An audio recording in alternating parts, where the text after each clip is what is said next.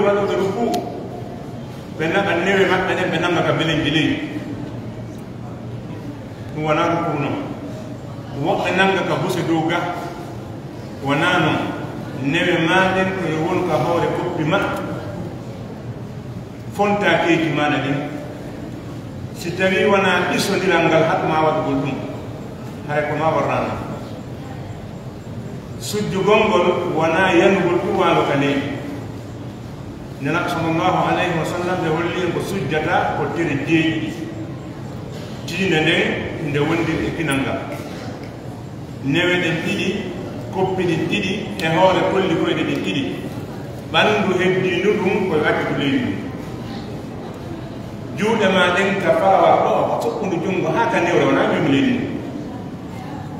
jungo ma ngol gila ka sokkundu hedde tan mo fudi ton wana ko bal ko beccal ma anga sina iso dira bandi idan haray none julde kenejo on taw non none julde on kan der julde den no mari kene e gundo no mari der e baaw si neddo dari ke do ka wi'a Allahu akbar himo miijitaade programme di makko di o feccine nyallal ngal ma andeji makko di o mari ma haajuji makko de yata fi jango hakkil makko kinka dara ha yalta ko dum do woni mudum o do na e julde woni neddo mo tawi si julde muden ko no wayi ara o do o ari tun ko no kanko na wonde julde ko ma ƴetta haqqille maɗa ɗen waɗa ka nder julde nde wonɗa e juulude jentoɗa alqur'ana wonaɗo on e jangede siɗa nana mana on ɗum ɓurma moƴƴude ɗum ɓurama nafude si a nanata kono waɗu haqqille ma ɗen ka wona e jangede ɗon waɗu haqqille ma e konguɗi ɗi wonɗa e wowlude wowli ko anda ko honɗum woni e wowlude piiji ɗiɗi no nderton go'o a wattanta yila ɗiɗi a wowlira no wowlirɗa o ala handuɗo ne anede hewti rabbu samawati wal ardi o sa fewti allah a wowliranimo no wowlirɗa o ko so yurmama sinano wara no hulɓini idan haray nde julde ɗo no landi ko wiyete kon alkhusu yankinagol ka nder julde en andi allah subhanahu wa ta'ala ko manti ko yankino toɓɓen ka julde o wi qad aflaha almu'minuna alladhina hum fi salatihim khasi'un pellet malama gomɗimɓe ɓen ɓe tawi ka nder julde maɓɓe hiɓe yankini idan so tawi woni neɗɗo on e nder julde makko nden hakkil makko kin ala ton miijo makko gon koye programme ji makko bal no woodi woɓɓe hakkil maɓɓe fof koye balon fijeteɗe ɗen ko feƴƴino ñalorma ma ko arta kon jemma ma ko arata kon janngo ma ko o ñallata yeddodirede kon ka marché ko ɗum hakkil makko woni yaade muɗum wona e nder julde makko nden o woni so a darorini ha a yaltirɗa an ko a remortiɗo tun hiɗa yahude a anda ko jelu wona tigi tigi on annda jokki ɗum ko bunɗo jokkata kon ɗo harano moƴƴira nder julde nden few ɗimmum komi faala en anditinde kon ko fiingol immagol fi sugulagol waqtu immeteɗo sugulagol on no jeeya e waqtuji ɓurɗi teddude e nder leerji no gayneji ɓe ngeli nela sallllahu alayhi wa sallam ɓe makani en si woni tataɓal jemmal ngal hewti rabbu samawati wal ardi on waaleykum salam o tippoto haka kammo adna ɗo o lando tati hombo wonlan e noddude mi notomo hombo wonlan e torade mi okkoramo hombo wonlan insi norde jonno wata goɗɗo immo e on saa'i ɗon ɓayɗon andi pellet e zamanu mo wonɗen fewno ɗo on sinamo allah yurma no fanɗi immotoɗo ɗon sina fi ñamugol immotoɗo 4 heures ha e 5 heures ana fi ñamugol ɓen no fanɗi fewno ɗo de darde ɗi toroɗo allah subhanahu wa taala ta on leere ma ɗiɗɗon fof ma leere capantati fof wonu ko ñamugol tun tawa amara dewal hunde ngal watta e o saa'i ɓuuro teddude jemma ɗum noon ko faljira mollanande noon immike nelano no andini en du'a man ta'ara bil layl du'a mo fini jemma be maki si goddo immike jemma o wi la ilaha illa allah wahdahu la sharika la lahul mulku wa lahul hamdu wa ala kulli shay'in qadir subhanahu ko fandugol rerdugol men e mojjere woni don de nde wonno nyamete en no rerda e monti wawi imanade antiga nyawna do hoore ma a wawi finde fi yargol kafe a wawi fingol fi nyamgol na ella kono a ronki finde fi julugol holli ɗum da hittare ma taw sitti ɗum a wawa wadde ɗum kadi idan haray ɗum ɗo wattani lay muɗum moƴƴa ko sa'i mo du'a jaaboto e muɗum no jeeya e sa'i ji tataɓal jemma ngal noon ko sa fecci jemma on pecce tati ɗiɗi feƴƴi ka tammo on fuɗɗi ɗon e wiyetugol wiyata tataɓal jemma sattingal ngal ɗo ko sa'i mo tawata kala ko waɗɗa e moƴƴere heɓe buy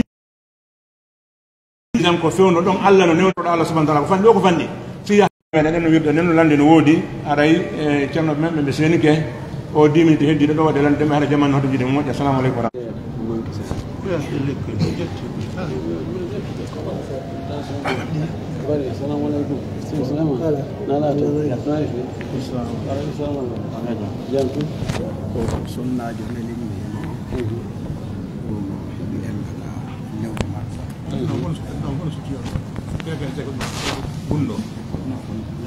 wa landal kadina rahmatullahi mo hay woni lebbi ɗiɗo yande makko joni fuɗɗiti heɓi balɗe jeenayyi joni kon no gaddata woni ko balɗe jeegom mo wiwde joni noon heɓi balɗe jeenayyi ko wawa so taƴani kulero sanjani kadi mi landaki mi tiddijara بسم الله الرحمن الرحيم الحمد لله رب العالمين وصلى الله وسلم وبارك على نبيه الأمين وعلى آله وصحبه وسلم تسليما كثيرا أري وبلندي دو سناجو ɗe ƴiiƴe ɓe sonnaɓe no soñji tentini fewndo ɗo no wodnoɓe Allah jarriborno ɗum gila neeɓi fewn nelaɗo sallllahu alayhi wa sallam sonnajo goo arno tawi nelaɗo o wi nelaɗo min ƴiiƴan no ara e an taƴata yomi accilo juulugol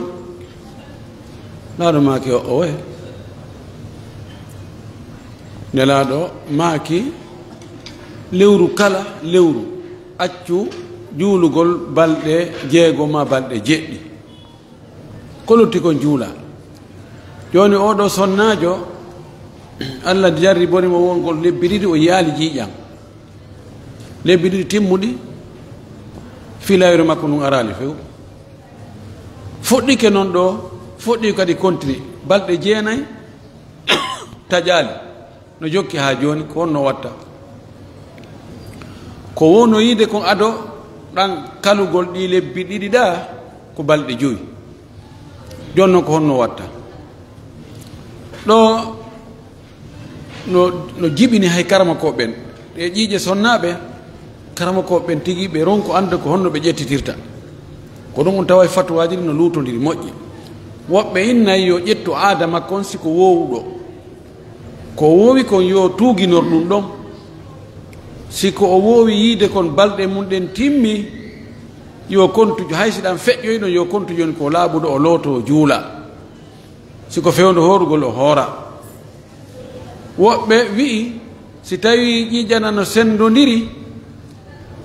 beru balɗe ko no yiide kon ɗan ƴiiƴan ɗon ƴiiƴan filayeru ko ƴiiƴan annda ɗan ɓale jan luuɓu ɗan e tekku ɗan wonde ɗan arda e muusendi seeɗa ƴiiƴan sonsa gongol ko ƴiiƴan boɗe jan ɗan aldata e muusendi ɗan luuɓa kadi ɗan tekka ha si ari beru ko o wowno kon to ari tun ɗan changi ɓodde ka ɗan changi couleur yo kontu ɗon filayre ndu lanni o looto o fuɗɗo juulugol siko fewno horgol o hoora ɗan ɗo joni woni ƴiiƴan ñaw ƴiiƴan sonsagol kono wonde fof no jillodira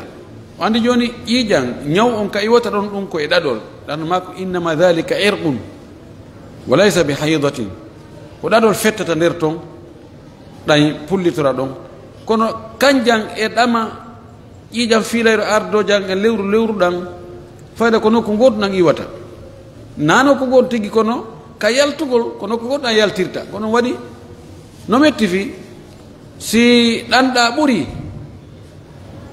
on nde ƴetta on couleur ɗon si ari ɗan fotugol hare no metti sendidirde wala kulli ngoɗo sonnajo si tawi sansino gila ka woni balɗe joyi ɗon couleur on changi ɗon ara yo taskor yo tuuginor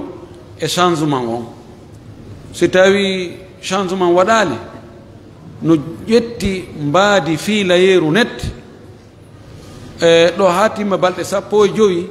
karabo koɓe ɓuri no wi yaari wonde hara ɗum non ko ƴiƴam fiilayeru si timmi balɗe 15 hay si ɗan feƴƴo yeeson ko yo looto juula ko waɗi ƴiƴam fiilayeru sonnajo duwaka feƴƴugol balɗe 15 few ɓay nelaɗo maaki alaysa tajlisu ihda kunna chatra umrihi la tusalli wala tasum o wino sonnaɓe ɓen ko ɓe ɗuytiɓe haqqille ɗuytiɓe diina ɓe seytiniɓe moni ɓoyni a ɗoytagol diina kan na on feccere gurnan on tan fara mo jooɗi o ala e wadde dewal yani ko waagi omo nawde mon to heɓata baraji ɗin wala kullin ɗo yo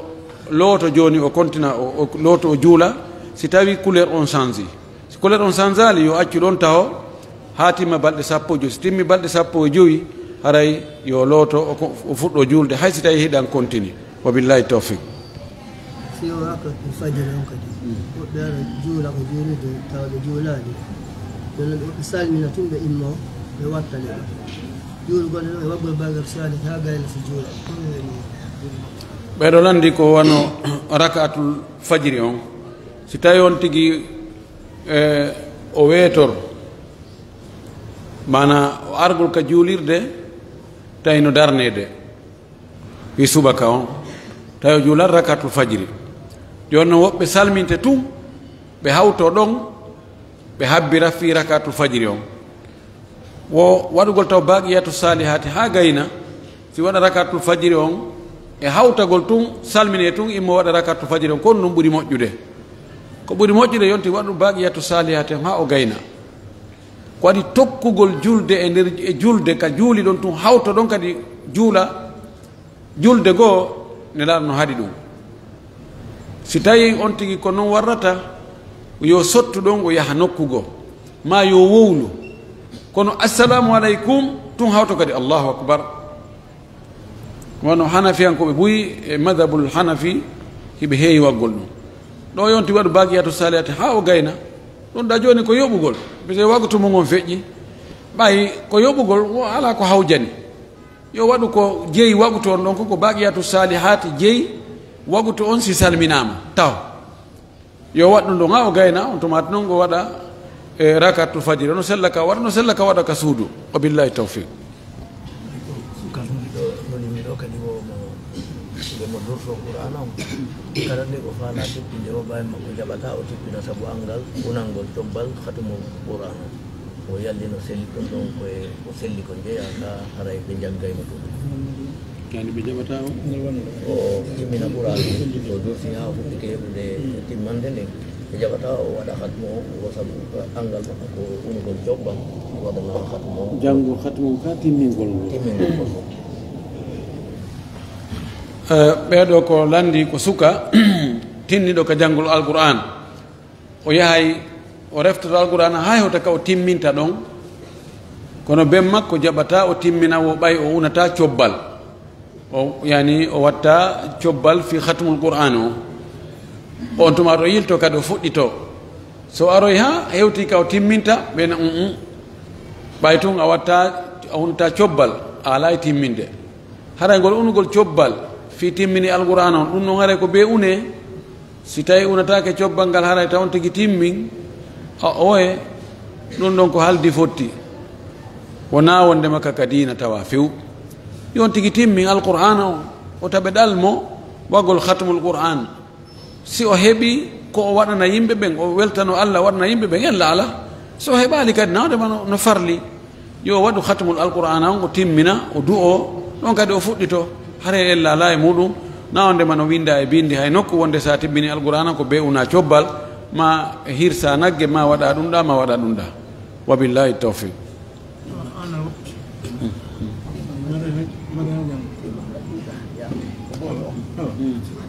woni o tawi kadi mo hani ɗoftade ɓe si ɓe ƴami ɗum yo femban ɓe waara nden fayin ko nandi ko on suka ɗon jogi probléme goto joni ɓe makko en wonde ɓe yamiraymo yo fembam ɓe waare nden yo walluɓe femba waare nden so tawi o ɗoftoto ɓe o fembana ɓe waare nden o woye la ta'ata li makhluqin fi ma'siyati al-khaliqi tagaɗo o tagaɗo ɗoftatake sinayi e nder ɗoftagol mo ngol yeddugol taguɗo on no nder ton fembugol waare ko yeddugol taguɗo on sabuna sa yeddi nelaɗo hara e yeddi Allah subhanahu wa ta'ala o nelaɗo noon no maki qassu ash-shawariba wa afulluha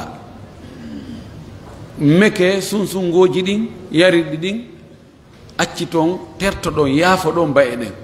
wa afulluha no go yo arhulluha haray madama ndaɗo maki on tigi accutu waare nden taw fembu mawɓe wi yoɓe fembammo joni ko imma o ɗofto nelaɗo o salo maɗum o ɗofto mawɓe makko ɓen ɓen makko en o femba dagaki noon ka neɗɗo ɗofto goɗɗo goo o yedda allahu subhanahu wa taala o yedda nelaɗo am haray ɗum ɗon yo gantino e baba en nelaɗo meɗen no haɗi fembugol waare no gasa ɓen makko en anda ɗum goy mawɓe ɓawɗo ɓurɓe ɗurde ɓen ɓe anda ɓe sikatno koye moƴƴintinnagol ɓe nayi allah no laba mo yiɗi ko laba kon miɗo anditi mawɓe amen woɓɓe goo ɓe nani ɓay ade fokkiti ka juma yo ade moƴƴintinno ɓe andano kono yoyto andinira ɓe doyi si ɓe jaabi alhamdulillahi si ɓe jaɓali taƴƴini yeeso toon si ɓe andi ko nelaɗo yamiri hay si tawi ɓe jaɓali waɗugol kono ɓe forsatamo ɓe haɓɓito ko ɓe o wallitoɓe fi fembugol waare nden ara yimɓe buy no jogui on probléme ɗon ka fembugol waare buy haray anda ma hara woɓɓe goo no jogui no ɗaɓɓa gantoyi no gollude ka administration ma no yahude ka leyɗe porto ma no hulita ɓe wi daari ko ɓe ko intégriste ɓe ko ɗum ɗo e ɗum ɗo sifa koye gantohoy koye tawata yeeso allah mi sikka allah jaɓana on ti koye gantohoy ɗon en torki allah subahana taala yo allah waɗu en darotoɓe ka wi'a yo daro ɗon waɗoɓe ko wi'a yo waɗu kon wa akhiru da'wana alhamdulillah rabbil alamin